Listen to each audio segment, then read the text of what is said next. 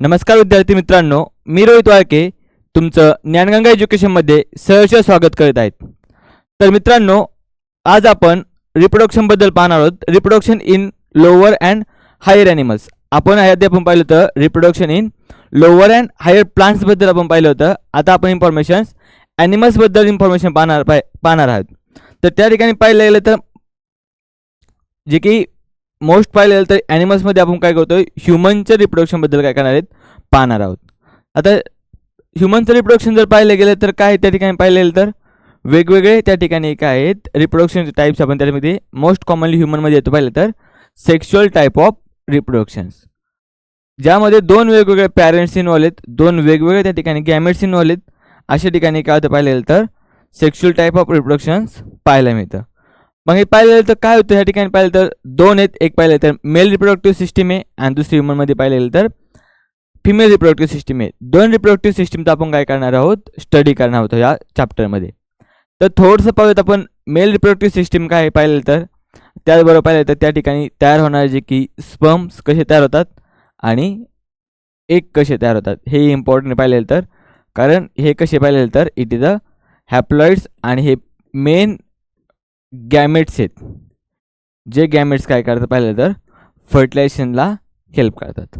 मग या स्पर्मचं प्रोडक्शनला काय म्हणणार आपण, स्पर्मॅटोजेनेसिस, एगच्या प्रोडक्शनला म्हणणार आहे ओजेनेसिस. पण हे कुठं होते पाहिलं गेलं तर हे की स्पर्म तयार होतात पाहिलं तर मेल रिप्रोडक्टिव्ह सिस्टीममध्ये, तर फिमेल रिप्रोडक्टिव्ह सिस्टीममध्ये काय तयार होतं असेल तर एगचं फॉर्मेशन होते. मग हे स्पर्म एक फॉर्मेशन होते. मला त्या ठिकाणी काय दोन वेगवेगळे पॅरेंट्स इन्व्हॉल्व आहेत. तर पहिल्या पॅरेंट्सबद्दल आपण थोडीशी इन्फॉर्मेशन पाहूयात. ज्या पॅरेंट्स आपण तो मेल रिप्रोडक्टिव्ह स्ट्रक्चरबद्दल किंवा सिस्टीमबद्दल थोडंसं पाहूयात. मेन त्या ठिकाणी पाहिलं गेलं तर प्रायमरी सेक्स ऑर्गन कोणी पाहिलं गेलं तर टेस्टीज आहे. ज्या टेस्टीज काय करणार पाहिलं तर स्पर्मचं प्रोडक्शन करणार आहेत. त्या ठिकाणी तर त्याला लागणारे काय ॲक्सेसरी ऑर्गन्स आहेत, डक्ट्स आहेत. ठीक आहे, त्या टेस्टीला लागणार ते कोणते पाहिलं तर रेटे टेस्टिस, फॅसा इफ्रेन्शिया, इपिडायमिसिस, फॅसा डिफरेन्शिया आणि युरेथ्रा. हे काय तिचे पाहिजे तर ॲक्सेसरी डक्ट्स आहेत, जे कशा रिकवर मिळालं तर ह्या प्रायमरी सेक्स ऑर्गनबरोबर ते काय पाहिजे तर इम्पॉर्टंट आहेत. त्यानंतर पाहिलं तर वेगवेगळ्या ग्लँड्स आहेत, ज्या ग्लँड्स पण काय करतात पाहिलं तर इम्पॉर्टंट आहेत. त्या कोणकोणत्या पाहूयात. त्या मेन 3 ग्लँड्स आहेत. एक सेमिनल व्हेसिकल्स, दुसरे प्रोस्टेट ग्लँड्स आणि तिसरे पाहिलं तर बल्बो युरेथ्रल ग्लँड्स किंवा कोपर्स ग्लँड्स म्हणतो आपण त्याला. ह्या 3 ग्लँड्स कशा पाहिलं तर ह्या ॲक्सेसरी ग्लँड्स आहेत, जे काय करतात हार्मोनल सिक्रेशन प्लस जे की डेव्हलपमेंट असेल मेल रिप्रोडक्टिव्ह सिस्टीम त्याला काय करतात हेल्प करतात. तर एक्सटर्नल जेनायटल जे की बाह्य जेनायटल ऑर्गन्स कोणते असेल तर एक आहे स्पेनिस आणि दुसरा आहे स्क्रॉटम. स्क्रॉटममध्ये काय पाहिजे तर टेस्टीज लोकेटेड केलेले आहेत. ठीक आहे, पाऊच लाईक स्ट्रक्चर्स आहेत ज्याच्यामध्ये टेस्टीज काय आहेत लोकेटेड आहेत. हे काय पाहिजे तर ह्या इम्पॉर्टंट बॉडीचे पार्ट्स आहेत जे की मेल रिप्रोडक्टिव्ह सिस्टीममध्ये काय सगळ्यात इम्पॉर्टंट पार्ट्स आहेत. मग ह्या ठिकाणी जर आपण टेस्टिसचा विचार केला तर काय त्या टेस्टिसमध्ये पाहिलं गेलं तर मोस्ट कॉमन पाहिलं तर ज्या वेगवेगळ्या लेयर्स आहेत, सगळ्यात आउटर मोस्ट लेअर ही कशाची पाहिलं गेलं तर ट्युनिका व्हॅजिनॅलिस. सगळ्यात आउटर मोस्ट जी की मिडल हे पाहिलं गेलं तर ह्या ठिकाणी खूप सारे सेल्स आहेत. जर कट केला TS वगैरे घेतला तर ट्युब्युल्स आहेत वेगवेगळे. ह्या ट्युब्युलच्या शेजारी सेल्स आहेत, खूप साऱ्या वेगवेगळ्या सेल्स आहेत, वेगवेगळे ट्युब्युल्स आहेत, खूप सारे ट्युब्युल्स त्या ठिकाणी पाहायला मिळतात. जी की मिडलला आहे त्याला म्हणतात ट्युबिका अल्ब्युजिनिया आणि जी की आतली त्याला काय म्हणतात ट्युनिका व्हॅस्क्युलरस. ठीक आहे, तिन्ही पण ट्युनिकाच्या पाहिलं तर जी की बाहेरीला व्हल्गॅरिस, व्हॅजिनॅलिसिस, नंतर अल्ब्युजिनिया आणि तिसरे काय आहेत व्हॅस्क्युलरस आहेत. आता हे पाहिलं गेलं तर ज्या टेस्टी पाहिलं गेलं त्याची की मिडल लेअर आहेत. ह्या मिडल लेयर्समध्ये काय मिळतात आपल्याला खूप सारे त्या ठिकाणी काय मिळतात इन फोल्डिंग पाहायला मिळतात. जर पाहिलं तर जवळपास 200 ते 300 लोब्युल्स त्या ठिकाणी काय होतात मिडल जी काही पाहिलं तर ट्युनिका अल्ब्युजिनिया त्या रिजनमध्ये पाहायला मिळतात. एवढे सारे लोब्युल्स आहेत. ह्या लोब्युल्सचं काम काय पाहिलं तर प्रत्येक जर लोब्युल पाहिलं गेलं तर त्याच्यामध्ये काय पाहिलं तर एका लोब्युल्समध्ये काय सेमिनिफरस ट्युब्युल्स आहेत. ठीक आहे, ट्युब्युल्स म्हणजे ट्यूब लाईक स्ट्रक्चर, ज्या ठिकाणी आपण फेसल लाईक स्ट्रक्चर म्हणतो, ज्या ठिकाणी पाहिलं तर जे की ट्यूब लाईक स्ट्रक्चर म्हणून ट्युब्युल्स म्हणले मोस्टली. मग ट्युब्युल्स पाहिलं गेलं तर जर त्या ट्युब्युल्सचं काय केलं पाहिलं तर एका ट्युब्युल्समध्ये 1 to 4 काय पाहिलं तर हायली कॉइल्ड ट्युब्युल्स आहेत. मग एका एका याच्यात 4 आहे जवळपास पाहिले गेले तर असे 200 ते 300 जवळपास पाहिले गेले तर 800 ते 1000 जवळपास पाहिले गेले तर काय आहेत त्या ठिकाणी सेमिनिफरस ट्युब्युल्स आहेत. मग या सेमिनिफरस ट्युब्युल्समध्ये काय पाहिलं गेलं तर it is mainly between the seminiferous tubules and intestinal cells there is a Leydig cells presents. ठीक आहे, ह्या लेडिक सेल्स कुठे पाहिले गेलं तर ह्या सेमिनिफरस ट्युब्युलच्या ह्याच्या ठिकाणी काय ठिकाणी प्रेझेंट्स आहेत. मग लेडिक सेल्सचं काम काय पाहिलं गेलं तर ह्या लेडिक सेल्स काय करतात पाहिलं तर it is a mainly secretion of the testosterone, जे की मेल हार्मोन आपण म्हणतो पाहिलं गेलं तर हे मेल हार्मोन्स कोण सिक्रेट करते हा लेडिक सेल्स. पण ह्या लेडिक सेल्स कधी काम करतात पाहिलं गेलं तर एक हार्मोन्स आपण पाहतो ज्याला म्हणतो आपण ल्युटिनायझिंग हार्मोन्स जो काही करते पाहिलं गेलं तर अँटेरियर पिट्युटरी सिक्रेटर करते. ही अँटेरियर पिट्युटरीने एकदा काय ल्युटिनायझिंग हार्मोन सिक्रेट्स केला तो हार्मोन काय होतोय through blood through which act on a testes आणि टेस्टीमध्ये पण कुठे पाहिलं तर लेडिक सेल्सवर जो काय करतोय अटॅक करतोय त्या ठिकाणी त्यांनी सिग्नल दिला लेडिक सेल्सला. त्यानंतर लेडिक सेल्स काय करतील इट स्टार्ट टू सिंथेसिस काय पाहिलं तर टेस्टेस्टोरॉन. ठीक आहे, हे टेस्टेस्टोरॉनचं काम काय पाहिलं तर ह्या मग जे की टेस्टेस्टोरॉन आहे जे की मेल रिप्रोडक्टिव्ह हार्मोन्स पाहिलं तर जे की सेलचं मॅच्युरेशन वगैरे त्यासाठी प्लस स्पर्म प्रोडक्शनसाठी काय आहेत इम्पॉर्टंट आहेत. ठीक आहे, त्यानंतर पाहिलं तर त्या इंटरनली पाहिलं गेलं तर ईस्ट ट्युब्युल्स ज्याच्यामध्ये काय पाहिलं तर जर्मिनल इपिथेलियल सेल्स आहेत. कन्सिडर करा एक ट्युब्युल्स काढली पूर्ण ट्युब्युल्स अशी छोटी लॉंग. ठीक आहे, ह्या ट्युब्युल्सच्या आतमधली काय पाहिलं तर which contain a germinal epithelial cells. आता जर्म सेल्सचे पाहिले तर पण कशा पाहिले तर ह्या जर्मिनल इपिथेलियल सेल्स आहेत. ह्या जर्मिनल इपिथेलियल सेल्स काय पाहिले तर ह्याच ॲक्च्युअल सेल्स आहेत ज्या सेल्स काय करतील स्पर्मॅटोजेनेसिसमध्ये भाग घेतील आणि इट फॉर्म अ स्पर्म, म्हणून त्याला काय म्हणलं जर्मिनल इपिथेलियल सेल्स. हे जर्मिनल इपिथेलियल सेल्सचं काम काय पाहिलं तर ह्या जर्मिनल इपिथेलियल सेल्स काय होणार पाहिलं तर ह्या ठिकाणी स्पर्मचं प्रोडक्शन करतील. तर त्या ठिकाणी काय होतं त्याच प्रोसेसला आपण पाहिलं तर गॅमेटोजेनेसिस काय म्हणायचं त्याला पाहिलं तर गॅमेटोजेनेसिस. मग ही गॅमेटोजेनेसिसची प्रोसेस पाहायला गेलं तर ज्या ठिकाणी काय होतं स्पर्म फॉर्मेशन होते तर त्या ठिकाणी दुसऱ्या पण सेल्स पाहिले तर त्या सेल्सला आपण म्हणतो सर्टोली सेल्स. ह्याच ठिकाणी दुसरा सेल्स त्याला काय म्हणणार सर्टोली सेल्स. आता या सर्टोली सेल्सचं काम काय पाहिलं गेलं तर हे सर्टोली सेल्स काय करतात पाहिलं तर जे की हे स्पर्म आपण काय केलेले तयार केलेले आहेत हे तयार करणार काय करतं पाहिलं तर जे की नरिशमेंटचं काम कोण करत असेल तर ह्या नरिशमेंटचं काम कोण करत आहे सर्टोली सेल्स करतात. तर लेडिक सेल्सचं काम काय पाहिलं तर विच सिक्रेट द टेस्टेस्टोरॉन. आणि हार्मोन कोणता आहे ल्युटिनायझिंग हार्मोन. इथं ईल आहे ह्या ठिकाणी पण लेडिक सेल्स आहेत ईल. ठीक आहे, दोन सेल इम्पॉर्टंट पाहिलं गेलं तर ह्या ठिकाणी पाहिलं तर जे की सेमिनिफरस ट्युब्युल्स आहेत स्पर्मचं प्रोडक्शन कुठं होणार आहे टेस्टीजमध्ये पण कुठं पाहिलं तर जे की ट्युनिका अल्ब्युजिन आहे मिडल पार्ट्समध्ये त्या ठिकाणी पण कुठं त्या ठिकाणी काय आहेत सेमिनिफरस ट्युब्युल्स आहेत. ह्या ट्युब्युल्समध्ये काय होतं त्यांचं पाहिलं गेलं तर ह्या स्पर्मचं प्रोडक्शन होतं पण त्या ट्युब्युल्समध्ये स्पर्म प्रोडक्शन होतात. मग त्या ठिकाणी स्पर्म काय सेल्स आहेत त्याला पण काय करणार आधी एखादी प्रिकर्सर सेल लागणार ती पण कोणती पाहिलं गेलं तर ज्या ट्युब्युल्स आतमधून काय पाहिलं तर जर्मिनल इपिथेलियल सेल्स आहेत त्या काय करणार आहेत यांचं काय होणार पाहिलं तर मिओसिस होणार आहे आणि मिओसिसहून काय होणार आहे स्पर्म प्रोडक्शन होणार आहे. ठीक आहे, आपण मोस्ट कॉमनली दोन प्रोसेस पाहिलेले आहेत एक आहे मायटोसिस आणि दुसरी आहे मिओसिस. तर आपण काय म्हणतो मायटोसिस कुठं होतं पाहिलं तर एका सेल्सपासून दोन सेल्स फॉर्मेशन होत असेल तर म्हणतो मायटोसिस आणि त्या सेल्स पण कशा असतात पाहिलं तर डिप्लॉइड्स. मिओसिस कशाला म्हणतो पाहिलं तर एका सेल्सपासून काय होतात 4 सेल्स होतात फॉर्मेशन आणि त्या कशा असतात पाहिलं तर हॅप्लॉइड्स. लक्षात ठेवा ज्या रिप्रोडक्टिव्ह सेल्स आहेत त्याच सेल्स फक्त काय करतात पाहिले तर मिओसिस दाखवतात.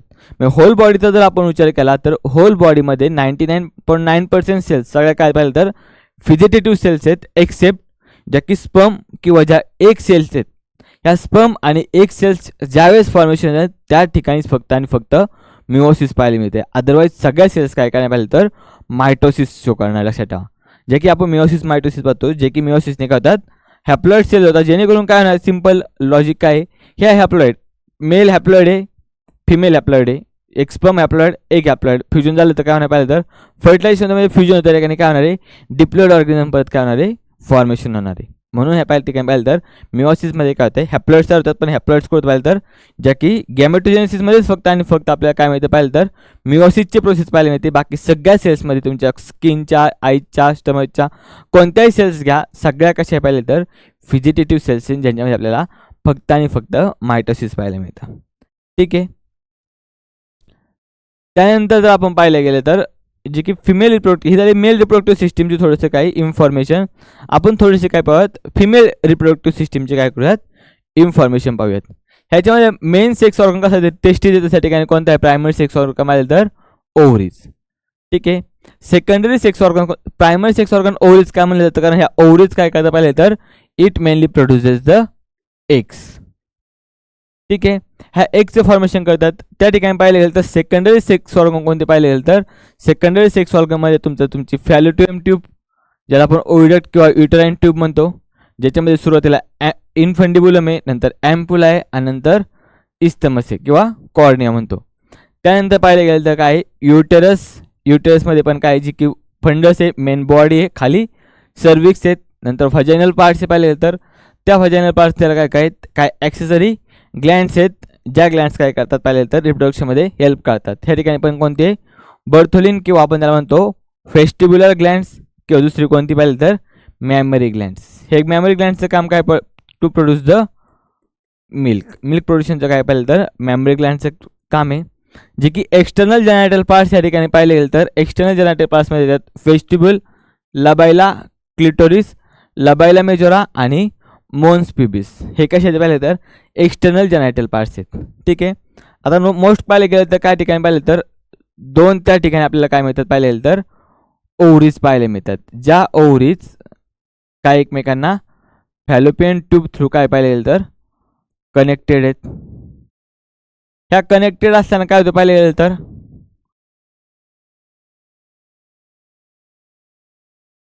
इकडे एक काही पाहिलं गेलं तर ह्या ठिकाणी एक ओव्हरी आहे. ठीक आहे. दोन ओव्हरी आहे. हा तुमचा मेन पार्ट्स आहे बॉडीचा पाहिलं गेलं तर ह्या ठिकाणी काय त्याला म्हणतो फॅलोपियन ट्यूब.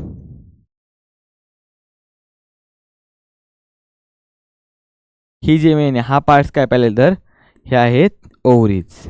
ठीक आहे. किती ओव्हरीज पाहिलं तर दोन ओव्हरीज ह्या ठिकाणी पाहायला मिळतात. ठीक आहे. त्यानंतर पाहायला गेलं तर ह्या हे जे एक्स काय पाहिलं तर हे फॅलोपियन ट्यूब थ्रू आहे युटेरसमध्ये येणार आहे. ठीक आहे. ह्या ठिकाणी व्हजाइन आहे. त्या ठिकाणी जे की तुमचा मेन पार्ट्स कशाचं पाहिलं तर हा तुमचा काय आहे युटेरस आहे.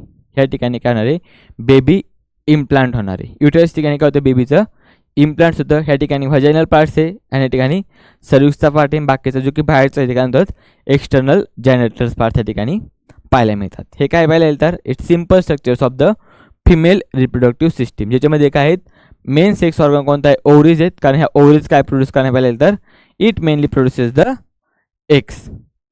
ठीक आहे.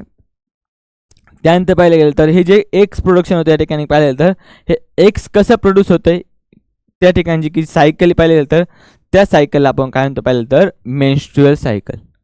ही जर मेन्स्ट्रुअल सायकल पाहिलं गेलं तर कॉमनली पाहिलं गेलं तर commonly it is approximately about 28 डेजची काय पाहिलं ते मेन्स्ट्रुअल सायकल पाहिलं गेले. ठीक आहे. या ठिकाणी काय होतं पाहिलं तर फक्त एक काय होतंय प्रोड्यूस होतंय. एक प्रोड्यूस झाल्यानंतर काय होतं फक्त पाहिलं तर काय होतंय त्या ठिकाणी एक which is mainly useful for the fertilization purpose. ठीक आहे. मग हे एकचं प्रोडक्शन्स काय होतंय कंटिन्युअसली होतंय विदिन 28 डेजमध्ये काय होतंय एका एकचं प्रोडक्शन होतंय. ठीक आहे.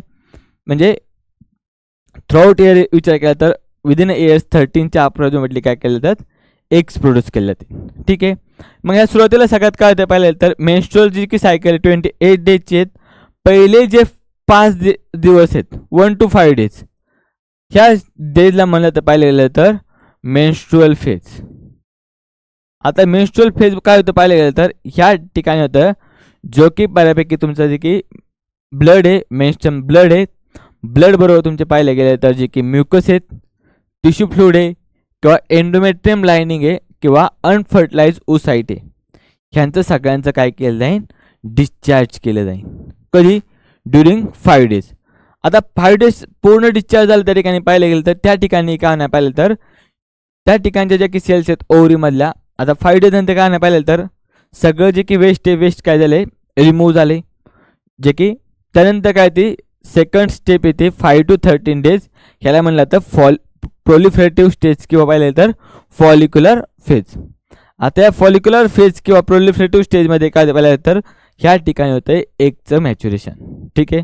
ह्या स्टेपमध्ये काय होतं पाहिलं तर जे की GnRH गॉनेडोट्रॉपिक रिलीजिंग हार्मोन्स आहेत, हे हार्मोन्स रिलीज करणारे पाहिले गेले तर कोण आपलं हायपोथॅलॅमस. हायपोथॅलॅमसने GnRH रिलीज केला. गॉनेडोट्रॉपिक रिलीजिंग हार्मोन्स कोण रिलीज करणार आहे? हायपोथॅलॅमस.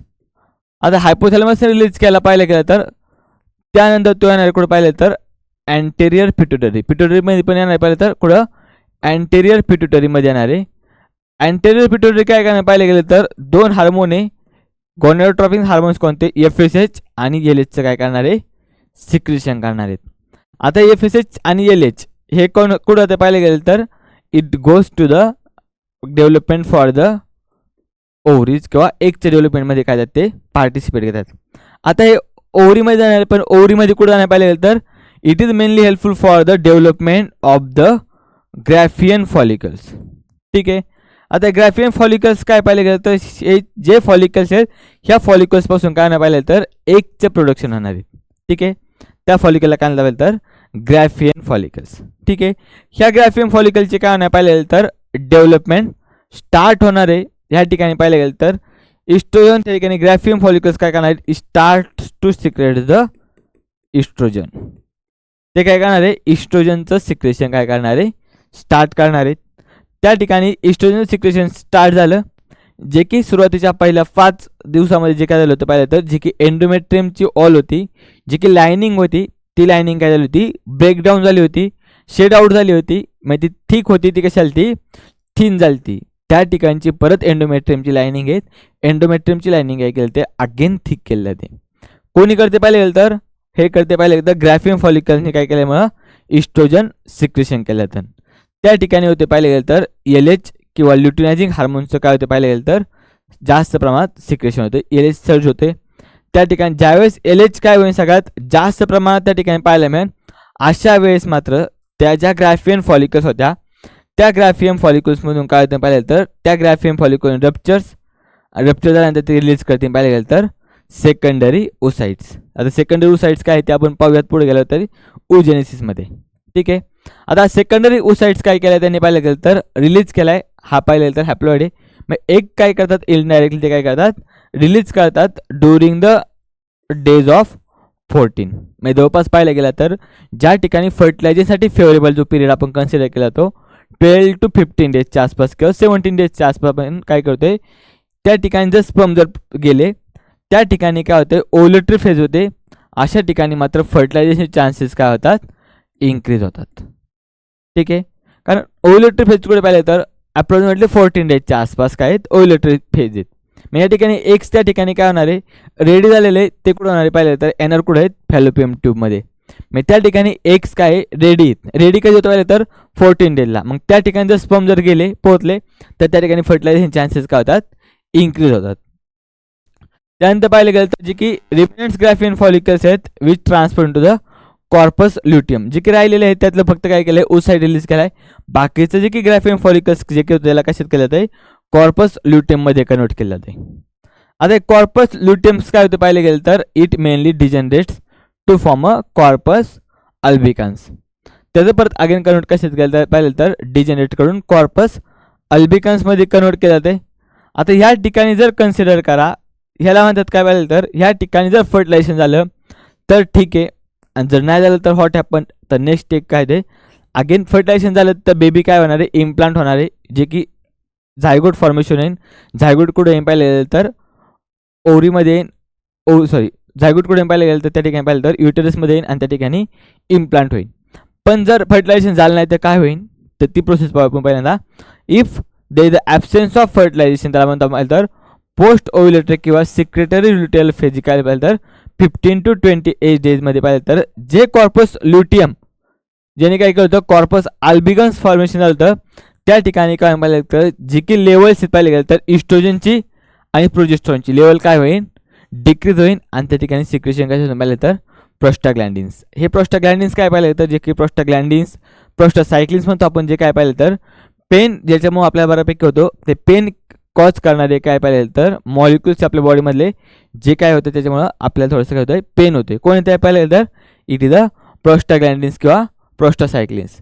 ज्यामुळे काय होते पाहिलं गेलं तर जी एंडोमेट्रियमची युटेरसची ऑल आहे ही परत काय होती पाहिलं तर ब्रेकडाऊन व्हायला सुरुवात होते आणि परत काय होईल पाहिलं तर again start the menstrual phase 1 to 5 days. मग त्या ठिकाणचे सगळे जे की आफ्टर जर एक जर फर्टिलायझेशन झालं नाही तर ते काय होणार आहे अगेन कोणती फेज येणार पाहिलं तर मेन्स्ट्रुअल फेज येणार आहे. ज्या ठिकाणी जे की एग्ज आहेत, जे की कॉर्पस अल्बिकन्स आहेत, बाकीचं की वेस्ट मटेरियल आहेत, बाकीचे टिश्यू आहेत, ब्लड्स आहेत, हे सगळं ते काय केलं नाही पाहिलं तर डिस्चार्ज केलं नाही. म्हणजे की ओसाइट्स होता हा ओसाइट्स काय झालेला नाही फर्टिलाइज झाला आहे, म्हणून अनफर्टिलाइज ओसाइट्स पण काय केलं नाही ठिकाणी एक्सक्रीट आउट केला नाही. ही झाली सिम्पल काय झाली तर it is a menstrual cycle 28 days. ठीक आहे. त्या ठिकाणी पाहिलं गेलं तर सुरुवातीचे 14 days काय पाहिलं 14 days इम्पॉर्टंट आहे. 40 days +- 2 days पाहिलं गेलं तर काय इम्पॉर्टंट फॉर द फर्टिलायझेशन्स. ठीक आहे. त्या ठिकाणी आपण पाहिलं वेगवेगळे हार्मोन्स आहेत. हे हार्मोन्सचं काय होते कॉन्सन्ट्रेशन कंटिन्युअसली चेंज होते. आता ह्या ठिकाणी पाहिलं गेलं तर 2 प्रोसेस आपण पाहणार आहे. एक आहे स्पर्मॅटोजेनेसिस आणि दुसरी पाहिलं गेलं तर oogenesis.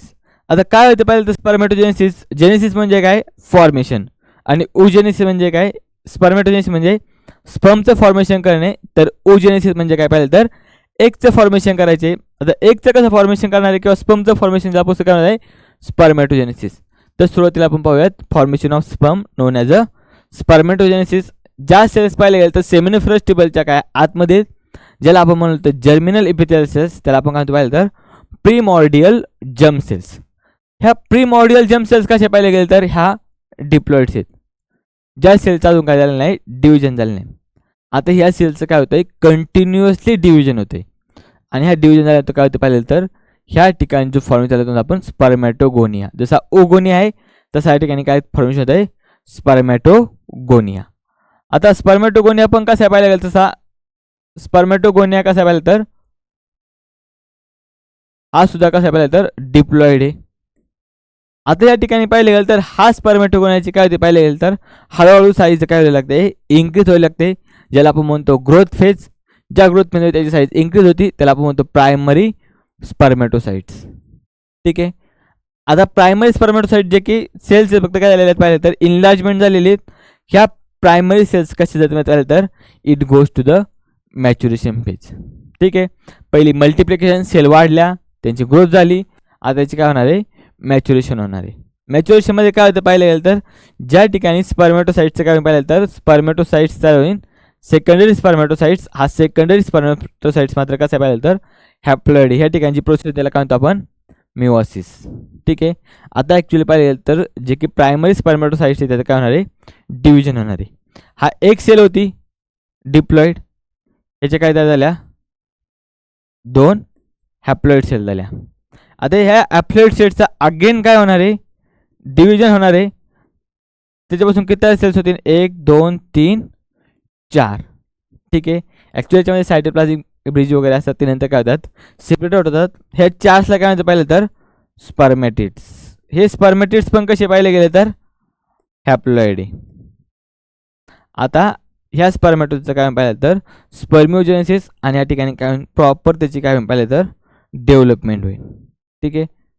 खाली टेल वगैरे येईल या ठिकाणी आणि काय होईल स्ट्रक्चर फ्रॉम द स्पर्मॅटोजेनेसिस. किती स्पर्म फॉर्मेशन पाहिलं तर 4 स्पर्मच्या या ठिकाणी काय होत आहे फॉर्मेशन होत आहे एका सेल्सपासून. ठीक आहे. 4ही पण कसे पाहिले गेले तर इक्वल सेल्स आहेत. आपण पुढे गेलो पाहणार आहे ओजेनेसिसमध्ये काय होते काय नाही. हे काय झालं फॉर्मेशन पाहिलं तर एका स्पर्मॅटिड कसे आहेत जे की प्रायमरी स्पर्मॅटोसाइट्स आहेत इथपर्यंत मात्र डिप्लॉइड स्ट्रक्चर त्या ठिकाणी जे की स्पर्मॅटोसाइट्स आहेत ह्या ठिकाणापासून काय बोलतात स्ट्रक्चर कसं आहेत हॅप्लॉइड आहेत. या ठिकाणी हॅप्लॉइड आणि डिप्लॉइड होते. खूप वेळा क्वेश्चन विचारला किंवा या सिक्वेन्सवरती पण काय विचारलेले आहेत क्वेश्चन राईज झालेले आहेत. तर आता नेक्स्ट प्रोसेस ही झाली स्पर्मॅटोजेनेसिस. तर नेक्स्ट प्रोसेस पाहिलं गेलं तर oogenesis. सेम स्पर्मॅटोजेनेसिस सेम प्रोसेस पाहिलं गेलं तर फक्त त्या ठिकाणी काय होणार आहे स्पर्मचं प्रोडक्शन होतं का ते एगचं प्रोडक्शन होते. पण आता या ठिकाणी आपण स्पर्म पाहिलं होते की खूप सारे स्पर्म्स तयार होतात आणि सगळ्यांची साईज कशी आहेत इक्वल आहे. पण मी काय म्हणतो आपण मेन्स्ट्रुअल सायकलमध्ये पाहिलं होतं की at a time within 1 month काय होते एकाच एगचं प्रोडक्शन होते. मग आता एकाच एगचं प्रोडक्शन होते मला एक फॉर्मेशन करताना पाहिलं गेलं तर त्या ठिकाणी पण मिओसिस होणार आहे. मिओसिस झाल्यावर 4 सेल्सचं फॉर्मेशन होणार आहे. पण आपण तर म्हणतो एकाच एक सेलचं फॉर्मेशन होते. मग 3 सेल्स काय होतात, 30 सेल्स काय होतं पाहिलं तर it convert into the polar bodies. त्या कशात कन्वर्ट होते पाहिलं तर पोलार बॉडीजमध्ये कन्वर्ट होतात. छोटे छोटे सेल्स काय होतात ज्याचं काय यूज नाही आहे. ठीक आहे. ह्या ठिकाणी जसं प्रायमरी जर्मिनल सेल्स त्या ठिकाणी पण कशा पाहिलं तर ह्या ठिकाणी पण प्रायमरी जर्मिनल सेल्स आहेत. ह्या प्रायमरी जर्मिनल सेल्सचं काय परत अगेन जसं स्पर्मॅटोजेनेसिस आणि ही प्रोसेस जवळपास ॲप्रॉक्सिमेटली काय पाहिलं तर सेम प्रोसेस आहे. ह्या ठिकाणी काय होतं पाहिलं तर प्रीमॉर्डियल जर्म सेल्स आहेत ज्याचं काय होतं डिव्हिजन होऊन स्पर्मॅटोगोनियामध्ये करून झालं. ह्या ठिकाणी पाहिलं तर प्रायमरी जर्मिनल सेल्स आहेत ह्यांचं रिपीटेड मायटोटिक डिव्हिजन काय झालं ह्या ठिकाणी ओगोनिया फॉर्मेशन झालं आहे. तिकडे स्पर्ममध्ये स्पर्मॅटोगोनिया एगमध्ये काय होतं ओगोनिया फॉर्मेशन होते. आता ह्या ओगोनिया काय जाईल पाहिलं तर it goes to the growth phase. आता ग्रोथ फेजमध्ये जातो माहिती त्या ठिकाणी त्याची साईज अगेन काय होती पाहिलं तर इन्क्रीज होती. Increase in size in some oogonia. त्याच्यापासून तयार होतं पाहिलं तर त्याला म्हणतो आपण प्रायमरी ओसाइट्स. जसा प्रायमरी स्पर्मॅटोसाइट्स होता तसं प्रायमरी हा काय पाहिलं तर ओसाइट्स आपल्याला पाहायला मिळतो. मग हा प्रायमरी ओसाइट्स काय होतं पाहिलं तर it against goes to the maturation phase. हा काय होतो पाहिलं तर मॅच्युरेशन फेजमध्ये जातो जेणेकरून त्याची काय होते पाहिलं तर डेव्हलपमेंट होते. डेव्हलपमेंटमध्ये काय होतं पाहिलं तर जो सेकंडरी ओसाइट्स तयार होणार आहे प्रायमरी ओसाइट्सपासून ज्याचं काय झालं आहे मिओसिस झालेलं आहे. त्या ठिकाणी हा एक प्रायमरी काय होता ओसाइट्स होता.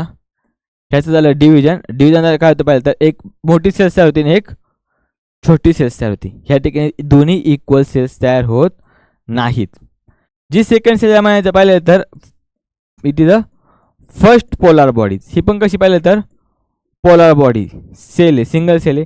ही हॅप्लॉइड आहे ही हॅप्लॉइड आहे. आता दोन्ही सेल्स अगेन कशात जातील मिओसिस सेकंडमध्ये जातील. ही झाली मिओसिस फर्स्ट स्टेप. मिओसिस सेकंडमध्ये काय पाहिलं तर ह्या सेलचं डिव्हिजन होईल. साहजिक त्याच्यापासून 2 सेल्स होणार आहे. ह्या मोठ्या सेलचं पण काय होणार एक सेलचं डिव्हिजन एक छोटी एक मोठी आणि ह्याच्या पाहिलं तर ह्याच्या 2 सेल्स. अशा काय झालं पाहिलं तर ह्या तुमच्या काय होतं पाहिलं तर प्रायमरी पोलार बॉडीज होतात. तर ह्या काय झालं पाहिलं तुमच्या तर सेकंड पोलार बॉडीचं फॉर्मेशन होईल. मग किती झालं पाहिलं तर ह्या 3 पोलार बॉडीज आणि एक तुमची मोस्ट कॉमन पाहिलं तर मेन जी की तुमची काय एक सेल ज्याला आपण काय म्हणतो पाहिलं तर ओहोम. हा ओहोम कसा आहे पाहिलं तर हा आहे हॅप्लॉइड स्ट्रक्चर. जर आपण नॉर्मल पाहिले गेलं तर प्रायमरी ओसाइट्स किंवा ओगोनिया इथपर्यंत स्ट्रक्चर कसं पाहिलं तर it is a diploid structures. Question तुम्हाला येणार आहे कोणतं हॅप्लॉइड आणि कोणतं डिप्लॉइड आहे. त्यानंतर सेकंडरी ओसाइट्स किंवा ओम असन किंवा पोलर बॉडीज असेल हे सगळेचे सगळे स्ट्रक्चर्स कसे आहेत हॅप्लॉइड नेचरचे आहेत. म्हणजे सिंगल त्या ठिकाणी पाहिलं गेलं तर सेट ऑफ क्रोमोझोम्स प्रेझेंट आहे. तर या ठिकाणी आपण पाहिलं गेलं तर आपण काय केलं प्रोडक्शन एकचं प्रोडक्शन केलं आहे. त्या ठिकाणी आपण स्पर्मचं प्रोडक्शन केलं आहे. आता दोन्हींचं प्रोडक्शन केलं आहे. तर दोन्हींचा काय होतं पाहिलं तर it is goes to the fertilizations. ठीक आहे. एकदा का फर्टिलायझेशन झालं तर काय होतं पाहिलं तर इट फॉर्म अ झायगोट. आता झायगोटचं काय होतं फर्दर पाहिलं गेलं तर further it goes to the divisions आणि इट फॉर्म अ एम्ब्रिओ. पण झायगोट डायरेक्टली एम्ब्रिओमध्ये फॉर्मेशन न होता त्यामध्ये पाहिलं गेलं तर डिफरंट टाईप्स ऑफ स्टेप्स आहेत. सगळ्यात सुरुवातीला होती मोरुला नंतर ब्लास्टुला ज्याच्यामध्ये ब्लास्टोसिल कॅव्हिटी वगैरे ते नंतर तो होतो गॅस्ट्रुलेशनमध्ये आणि गॅस्ट्रुला नंतर पाहिलं तर इट फॉर्म द एम्ब्रिओ.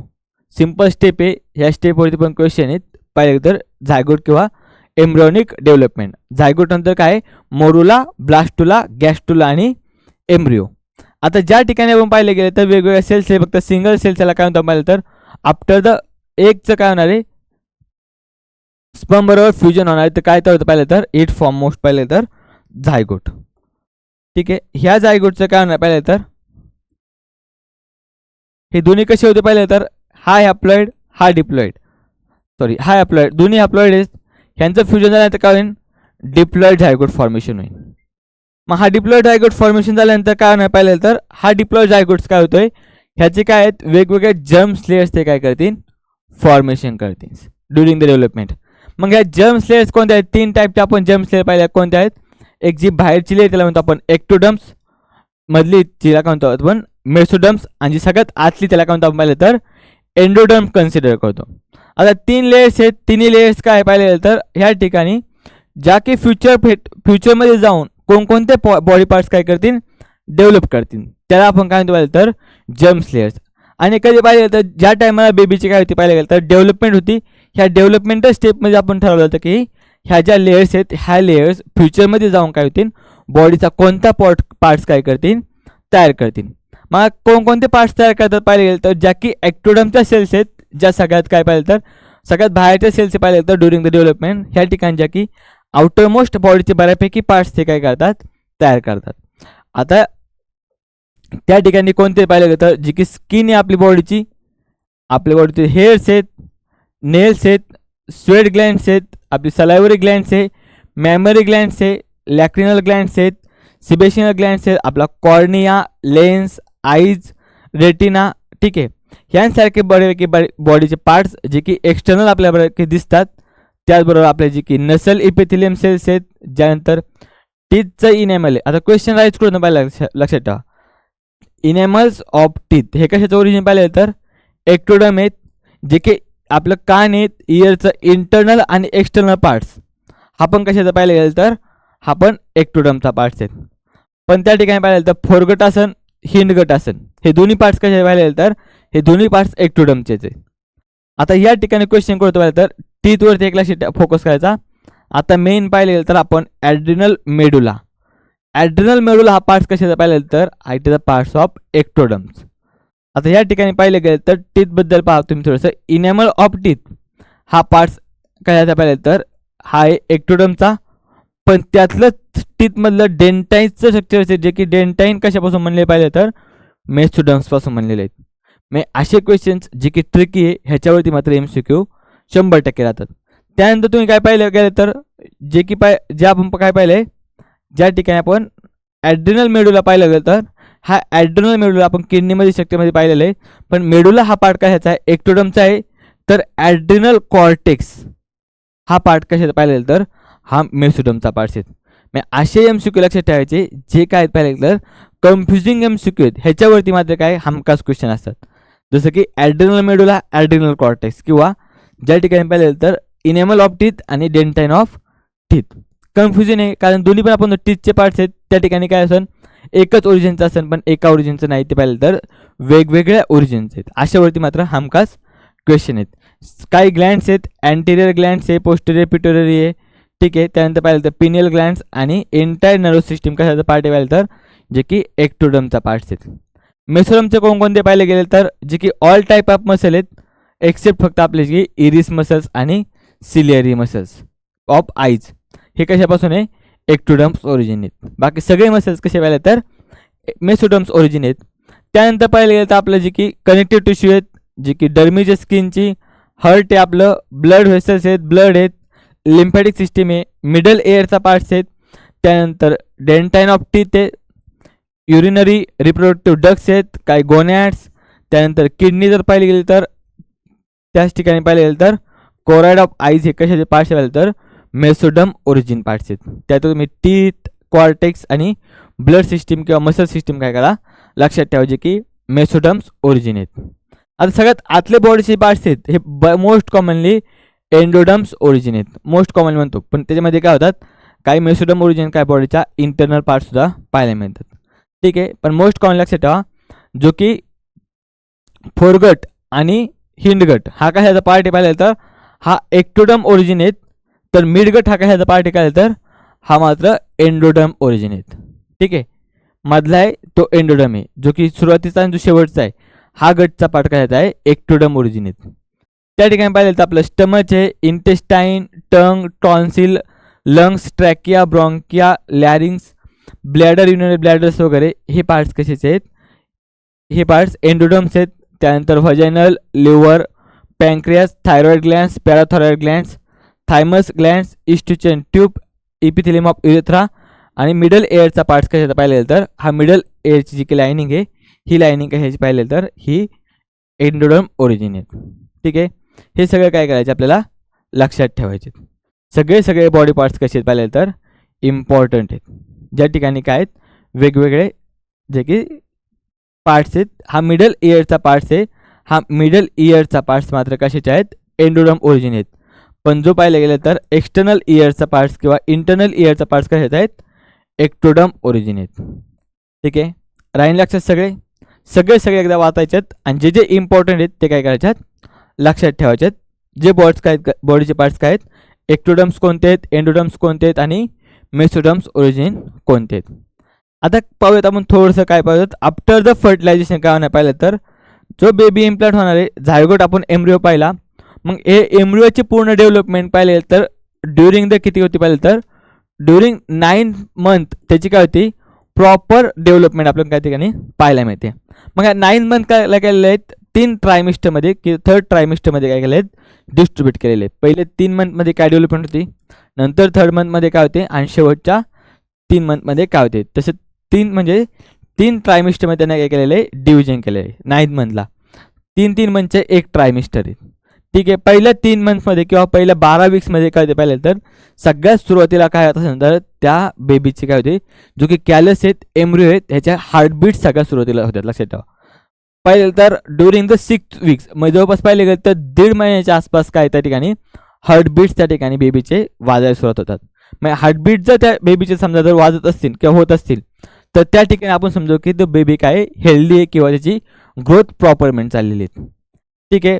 त्यानंतर जे की हाताचे आणि पायाचे जे की लिम्स आहेत ह्या लिम्सचे काय होते डेव्हलपमेंट होतं विदिन 2 मंथ्समध्ये. आणि शेवट 3 मंथच्या आसपास काय होतात जे की मेजर ऑर्गन सिस्टीम बॉडीच्या बऱ्यापैकी डेव्हलप होतात. म्हणजे सगळ्यात सुरुवातीचा टाईम पिरियड आहे. It is a very crucial time period for the baby growth. लक्षात ठेवा. पहिले 3 मंथ ही सगळ्यात पहिल्यांदा सुरुवातीला काय पाहिलं तर जे की वेगवेगळे ऑर्गन फॉर्मेशन होणार आहे किंवा जे की बेबीचं स्ट्रक्चर फॉर्मेशन होणार आहे ह्यासाठी काय सगळ्यात इम्पॉर्टंट आहेत. बाकीचे 6 मंथ बऱ्यापैकी त्याची काय होते फक्त आणि मोस्ट कॉमनली ग्रोथ पाहायला मिळते. काही आहेत आपण पाहूयात. सेकंड ट्रायमिस्टरमध्ये म्हणतात त्याच्यावरती हळूहळू बॉडीवरती काय मिळतात जे की फिटसची हळूहळू मुवमेंट होते आणि त्याच्यावरती हळूहळू काय होतात हेअर्स पाहायला मिळतात. डेव्हलपमेंट काय फक्त जी की ग्रोथ आहे फक्त ती काय होती कंटिन्युअसली इन्क्रीज होत असते. नॉर्मल ग्रोथ तरी काय पाहिलं तर जे की हेअर्स आहेत आयलिड्स सेपरेट्स होतात, आयलॅशेस फॉर्मेशन होतात आफ्टर 24 वीक्समध्ये. ठीक आहे. जे की डोळे झाकलेले असतात जे की आयलिड्स आहेत ह्या काय होतात सेपरेट आउट व्हायला लागतात ड्युरिंग द नेक्स्ट 6 मंथमध्ये. शेवटच्या 3 मंथमध्ये 3 मंथमध्ये काय होतं फक्त जे की फिटस आहेत त्याची काय होते फक्त आणि फक्त डेव्हलपमेंट होते आणि after 9 month it is ready for the delivery. 9 मंथमध्ये काय होतं पाहिलं तर डिलिव्हरीसाठी काय आहेत रेडी झालेले आहेत. ठीक आहे. ही फक्त काय पाहिलं तर सुरुवातीचे 3 मंथ इम्पॉर्टंट आहेत. त्या 3 मंथमध्ये बऱ्यापैकी बॉडीची काय होते ग्रोथ, ऑर्गन सिस्टीम, त्यानंतर लिम्स डेव्हलपमेंट. नेक्स्ट थर्ड मंथमध्ये काय होतं जे की हेअर स्ट्रक्चर्स आहेत किंवा तुमचं आईज फक्त थोडंसं डोळे उघडायचं राहिलेलं असते ह्याची काय होते आयलॅशेसची वगैरे काय होते ठिकाणी मुवमेंट होते. आणि लास्ट 3 मंथमध्ये त्याची फक्त आणि फक्त डेव्हलपमेंट पाहायला मिळते. ठीक आहे. मग हे बेबी आहे बेबी मदरला कशा थ्रू कनेक्टेड असते पाहिलं तर it connected to the placenta. Placenta काय पाहिलं तर हे टेम्पररी स्ट्रक्चर्स फॉर्म झालेले कशामध्ये मदर आणि फिटसमध्ये जे की काय करते पाहिलं तर जे की सर्क्युलेशन मदरचं जे की न्यूट्रिएंट्स आहेत हे न्यूट्रिएंट्स किंवा जे की वेस्ट मटेरियलचं सर्क्युलेशनचं काम करायचं या प्लासेंटाचं आहे. आपण त्याला म्हणतो नाळ म्हणतो. तर मग हे नाळाचं काम काय पाहिलं जातं नाळ काय करतं किंवा जे की प्लासेंटा आहे हा प्लासेंटा काय करतो पाहिलं तर जो फिटस ग्रो होतोय जो एम्ब्रिओ ग्रो होतोय जे बेबी ग्रो होते ह्या बेबीला काय करतंय ऑक्सिजन प्रोव्हाइड करण्याचं काम करते. त्याचबरोबर जे की लागणारे न्यूट्रिएंट्स आहेत जे न्यूट्रिएंट्सच्या काय करतील डेव्हलपमेंटसाठी मदत करतील. आता हे डेव्हलपमेंटसाठी न्यूट्रिएंट्स किंवा ऑक्सिजन दिला पण जे की बेबीमधून जे की वेस्ट प्रोडक्ट येणार आहे waste product in the form of carbon dioxides in the form of जे की एक्सक्रेटरी वेस्ट आहे जे की फिटस करणार आहेत हे एक्सक्रेटरी वेस्ट रिमूव्हचं काम पण कोणाचं पाहिलं गेलं तर ह्या प्लासेंटाचं आहे. त्याचबरोबर पाहिलं गेलं की एक हार्मोन आहे हार्मोनचं नाव आहे SCG. त्यानंतर दुसरे हार्मोन्स नॉर्मल कॉमन हार्मोन जे की प्रोजेस्टेरॉन आणि इस्ट्रोजन्स. हे प्रोजेस्टेरॉन आणि इस्ट्रोजन काय होतं पाहिलं तर पहिल्या फर्स्ट ट्रायमिस्टर नंतर 3 महिन्यानंतर ॲक्च्युली पाहिलं तर ही जी प्लासेंटा आहे ही प्लासेंटा काय करते पाहिलं तर प्रोजेस्ट्रॉन आणि इस्ट्रोजनचं काय करणार आहे सिक्रेशन करणार आहेत. पण एक हार्मोन आहे SCG हे SCG काय पाहिलं तर ह्युमन कॉरियोनिक गोनेडोट्रोपिन हार्मोन. हे हार्मोनचं काम काय पाहिलं गेलं तर आपण पाहिलं गेलं तर सुरुवातीला पाहिलं तर जे की मार्केटमध्ये अवेलेबल एक प्रेगा न्यूज नावाचे किट्स आहेत ह्या किट्समध्ये आपण काय करतो प्रेग्नेन्सी डिटेक्ट करतो. मग डिटेक्ट करण्यासाठी पाहिलं गेलं तर ह्या हार्मोनच्या अगेन्स्ट त्या ठिकाणी काय जोडलेलं असं पाहिलं तर अँटीबॉडीज जोडलेल्या असतात. ह्या अँटीबॉडीज डिटेक्ट झाल्या त्या काय आपण करतो प्रेग्नेन्सी कन्फर्म किंवा नॉट कन्फर्म आपण काय करतोय डिटेक्ट करतोय बाय युझिंग दिस हार्मोन. आणि हार्मोन कोण प्रोड्यूस करतो पाहिजे तर ह्या प्लासेंटा आहे, हा प्लासेंटा काय करतो पाहिजे तर इट प्रोड्यूस दिस HCG, ज्याला आपण म्हणतो ह्युमन कोरियनिक गोनेट्रोपिन हार्मोन्स. हे झालं पाहिलं गेलं तर normal fertilization. During the fertilization काय आहेत वेगवेगळे पाहिले गेले ते रिप्रोडक्टिव्ह आपली हेल्थसुद्धा काय आहेत इम्पॉर्टंट आहेत. मग या रिप्रोडक्टिव्ह हेल्थमध्ये काय पाहिलं तर सगळ्यात सुरुवातीला पाहूयात जे की काही डिसीज आहेत. काही डिसीज काय होतं पाहिले तर सेक्शुअली ट्रान्समिट होतात, त्यांना आपण म्हणतो STD, sexually transmitted disease. 2 disease पाहिले तर कॉमनली, एक पाहिले तर सिफेलिस आणि दुसरा आहे गनोरिया. दोन्हीचे कॉजल ऑर्गॅनिझम लक्षात ठेवा. सिफेलिस होतं पाहिलं तर ट्रिपोनेमा पॅलिडियम आणि गनोरिया होतो नेसरिया गनोरी नावाच्या ह्याच्या मायक्रोब्समुळं. हे दोन्हीच्या दोन लक्षात ठेवा की सिफेलिस कशामुळे होतं आणि गनोरिया कशामुळे होतं. त्याच्यावरती MCQ विचारले आहेत. काय पाहिलं तर मोस्ट कॉमनली सेक्शुअली ट्रान्समिटेड काय आहेत डिसीज आहेत. त्यानंतर पाहिलं गेलं तर काय पाहिलं तर medical termination of the pregnancy. कधी टर्मिनेशन केलं नाही पाहिलं तर ज्या ठिकाणी पाहिलं तर एक सेफ कधी पाहिलं तर टर्मिनेशन जर आपल्याला जे तर बेबी नको हवा असेल किंवा त्याच्यामध्ये काहीतरी प्रॉब्लेम आला असेल मोस्ट कॉमनली पाहिलं तर अशा वेळेस आपण काय करतो त्या ठिकाणी टर्मिनेशन करतोय. पण हे टर्मिनेशन सेफ कधी पाहिलं तर ड्युरिंग फर्स्ट ट्रायमिस्टर. ठीक आहे, पहिल्या 3 महिन्यातच ते काय करणार आहेत सेफ आहे. त्यानंतर बऱ्यापैकी पाहिलं तर खूप क्रिटिकल प्रॉब्लेम्स त्या ठिकाणी फेस करावं लागतात. सेफ कधी पाहिलं तर फर्स्ट ट्रायमिस्टरमध्ये. त्यानंतर एक प्रोसेस आहे जे की बेबीची ग्रोथ प्रॉपर झाली की नाही त्यासाठी किंवा ज्या की त्याच्यामध्ये काही क्रोमोझोमल डिफेक्ट आहे का हे चेक करण्यासाठी काय केलं जातं आम्निओसेंटोसिस केलं जाते. आता आम्निओसेंटोसिस तुम्ही पाहिलं की आम्निओसेंटोसिसमध्ये काय केलं जाते जे की आम्निओटिक फ्लूइड आहे हे आम्निओटिक फ्लूइड काय केलं जाते आयसोलेट केलं जाते. ठीक आहे, हे आम्निओटिक फ्लूइड आयसोलेट केल्यानंतर काय त्याचं करणारे आपण पाहिलं तर कॅरिओटायपिंग. कॅरिओटायपिंगमध्ये काय पाहिलं गेलं तर हे कॅरिओटायपिंगमध्ये आपण काय करतो फक्त आणि फक्त जे की क्रोमोझोम आहे ह्या क्रोमोझोमची काय करतोय स्टडी करतोय. क्रोमोझोम किती पाहिजे तर 23 पेअर्स म्हणजे 46 क्रोमोझोम आहे. हे 46 क्रोमोझोम काय केलं असं अलाइन केले जातात आणि तिथं चेक केलं जातं की क्रोमोझोम्समध्ये कुठं कोणत्या ठिकाणी काय डिफेक्ट आहे का नाही काय करतो आपण चेक करतो. पण सध्या पाहिलं गेलं तर हे आम्निओसेंटोसिस वगैरे सगळ्यांच्यावरती काय पाहिलं तर बंदी आहेत. कारण मोस्ट कॉमनली पीपल आता काय करायला लागले मिसयूज करायला लागले. जे की काय करतात सुरुवातीला आपण करतो की मेल आहे का फिमेल हे आपण हे कॅरिओटायपिंग किंवा ह्या आम्निओसेंटोसिस म्हणून पण करू शकतो का कारण माहिती गेलं तर त्या ठिकाणी जे की XX क्रोमोझोमचं जर असेल तर ते आपण काय म्हणतो पाहिलं गेलं तर इट इज अ फिमेल. आणि जर XY असेल तर एक छोटा आणि एक मोठा क्रोमोझोम असेल तर त्या ठिकाणी काय म्हणतो आपण हा झाला मेल ही झाली फिमेल. किंवा त्या ठिकाणी जी की फिमेल होती त्या ठिकाणी काय व्हायचं पाहिलं तर बार बॉडीजचं काय होतं फॉर्मेशन व्हायचं. जे की एक क्रोमोझोम आहे एक क्रोमोझोमला काय केलं तर इनॅक्टिव्ह केलं तर फिमेलमध्ये. मग त्या ठिकाणी सहज इझिली करायची की मेल आहे का फिमेल आहे. मग त्यानंतर त्या ठिकाणी आम्निओसेंटोसिस किंवा जे की कॅरिओटायपिंग ह्याला काय केलं नंतर बॅन केलेले. पण ह्याचं मेन यूज काय होतं पाहिलं तर मेन यूज होता पाहिलं तर क्रोमोझोममध्ये कुठं काय प्रॉब्लेम आहे की नाही मी त्या ठिकाणी प्रॉपर क्रोमोझोम आल्यात का मग 46च्या 46 आल्यात का कमी जास्त आल्यात. आपण पुढच्या चॅप्टरमध्ये डिसऑर्डर्स पाहणार आहेत. एकदा कमी झाला किंवा जास्त झाला तर कोणकोणते डिसीज होतं पाहिलं तर आपण जे की टर्नर सिंड्रोम आहे क्लेनफेल्टर सिंड्रोम आहे त्यानंतर एडवर्ड सिंड्रोम आहे. खूप सारे सिंड्रोम पाहिले तर पटाव सिंड्रोम आहे डाऊन सिंड्रोम आहे ह्यासारखे सिंड्रोम्स काय होतात जे की क्रोमोझोमलमध्ये काय होते थोडं काय ते डिफेक्ट पाहायला मिळते. मग डिफेक्ट चेक करायचं काय तर आम्निओसेंटोसिस आहे. त्या ठिकाणी जर पाहिलं तर नॉर्मल फर्टिलायझेशन होते. नॉर्मल फर्टिलायझेशनला काय प्रॉब्लेम येत नाही. जर काहीतरी फिमेलमध्ये प्रॉब्लेम आहे किंवा आपल्याला काय करायचे दुसरी टेक्निक करायची जी की सरोगसी वगैरे म्हणत असेल तर त्या ठिकाणच्या टेक्निकसाठी काय आहेत वेगवेगळ्या टेक्निक आहेत. ह्या टेक्निकमध्ये आपण सुरुवातीला काय करतो पाहिलं तर एक करतो आपण IVF म्हणतो ज्याला म्हणतो इन विट्रो फर्टिलायझेशन. आता इन विट्रो फर्टिलायझेशनमध्ये काय करतो पाहिलं तर जे की आउटसाईड किंवा लॅबोरेटरी कंडिशनला आपण काय करतोय स्पर्म आयसोलेट करतोय. त्याचबरोबर आपण काय करतोय एग आयसोलेट करतोय आणि हे एक आयसोलेट केल्यानंतर काय करतो त्यांचं पाहिलं तर फ्युजन करतोय. नॉर्मल फ्युजन कुठं होते पाहिलं तर जे की फिमेल रिप्रोडक्टिव्ह ट्रॅक्समध्ये नॉर्मल फ्युजन होते मेल आणि फिमेल गॅमेटचं ते फ्युजन लॅबोरेटरी कंडिशनमध्ये करतो त्याला काय म्हणायचं इन विट्रो फर्टिलायझेशन. त्यानंतर फर्टिलायझेशननंतर त्या ठिकाणी काय होईल झायगोटचं काय होईल पाहिलं तर एम्ब्रिओ डेव्हलपमेंट होईल. पण पूर्ण एम्ब्रिओ डेव्हलपमेंट काय केलं तर पाहिलं तर जी की मोरुला स्टेज आहे ह्या मोरुला स्टेजमधला तो एम्ब्रिओ काय केला परत घेतला जातोय आणि तो काय केला जातोय पाहिलं तर it transfer to the uterus region of the मदरच्या कुठे केलं पाहिलं तर युटेरस रिजनमध्ये काय केलं जातोय ट्रान्सफर केला जातोय. म्हणजे सुरुवातीला जे की एम्ब्रिओ आहे, हा एम्ब्रिओ कुठं डेव्हलप करायचं फक्त लॅबमध्ये, आणि again it implant into the uterus of mother. त्या ठिकाणी त्याला काय करायचे, बेबीच्या ग्रोथसाठी डेव्हलपमेंटसाठी टाकून द्यायचं. नंतर इन विट्रो फर्टिलायझेशन. दुसरे पाहिले गेलं तर झायगोट इंट्राफॅलोपियन ट्यूब ट्रान्सफर, ज्याला म्हणतो आपण जिप्ट.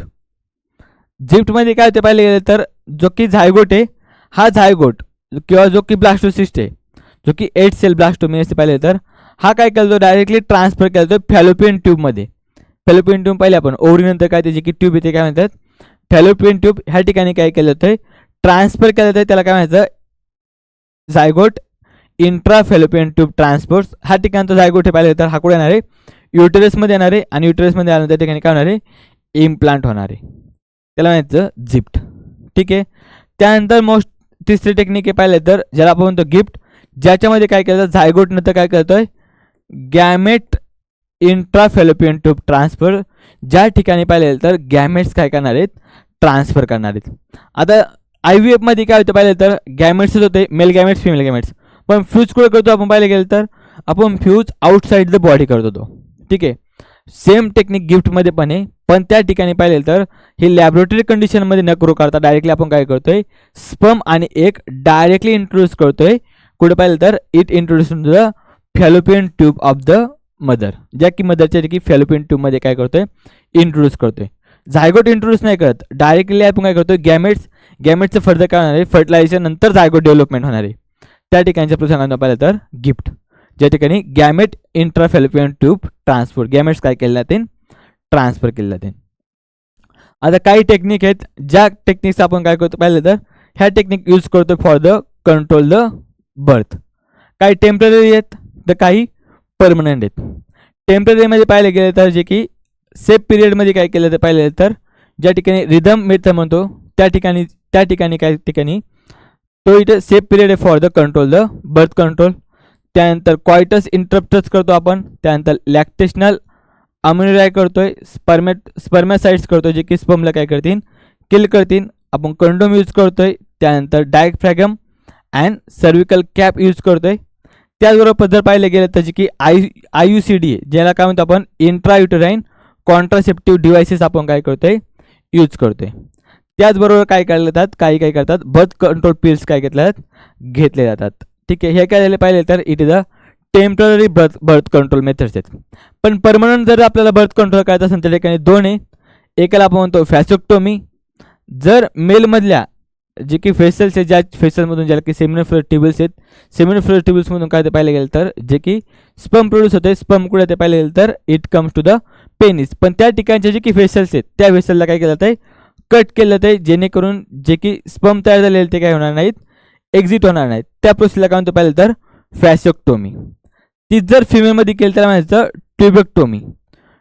ट्युबेक्टोमीमध्ये काय केलं जातं त्या ठिकाणी पाहिलं तर फिमेलमध्ये जो की फॅलोपियन ट्यूब होती, फॅलोपियन ट्यूब काय केलं जाते त्या ठिकाणी कट केलं जाते, आणि त्या ठिकाणी जे की एग आहे, आता एग मात्र काय होत नाही, it does not come into the uterus. ते एक काय होणार नाही, युटेरसमध्ये येणार नाही. त्या प्रोसेसला आपण काय पाहिलं तर ट्युबेक्टोमी. मेलमध्ये केलं तर फॅसोक्टोमी, फिमेलमध्ये केलं तर ट्युबेक्टोमी.